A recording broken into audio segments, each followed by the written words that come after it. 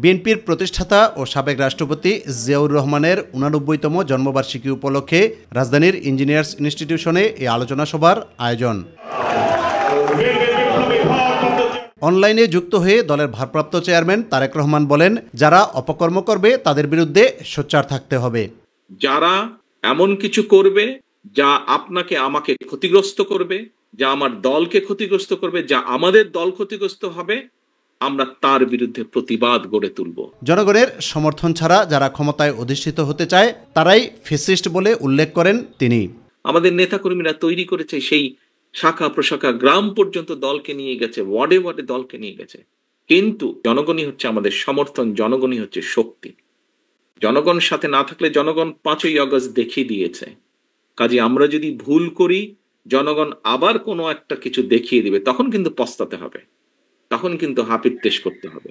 এখনো সময় আছে, আসুন আমরা জনগণের পাশে থাকি, জনগণের সাথে থাকি। তারেক রহমান বলেন, জনগণকে দেয়া প্রতিটি কথা অক্ষরে অক্ষরে পালন করতে হবে।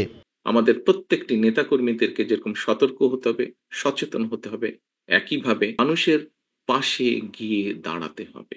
সরকার যদি জনগণকে জবাবদিহিতা করতে বাধ্য থাকে প্রতি কাজের জন্য, তাহলেই একমাত্র আস্তে আস্তে জনগণের দুঃখ দুর্দশা লাঘব করা সম্ভব হবে। এদিকে জন্মবার্ষিকী উপলক্ষে জিয়াউর রহমানের সমাধিতে ফাতেহা পাঠ ও ফুল দিয়ে শ্রদ্ধা নিবেদন করতে গিয়ে বিএনপির মহাসচিব মির্জা ফখরুল ইসলাম আলমগীর বলেন, গুরুত্বপূর্ণ কয়েকটি বিষয় ছাড়া বাকি সংস্কার জনগণের ভোটে নির্বাচিত প্রতিনিধিরা করবে। এই যে সংস্কার এবং নির্বাচনের মধ্যে কোনো বিরোধ নেই, সংস্কারও চলবে, নির্বাচন হবে, এবং যে সরকার আসবে, যে দল সরকারে আসবে তারা সেই সংস্কারগুলোকে এগিয়ে নিয়ে যাবে।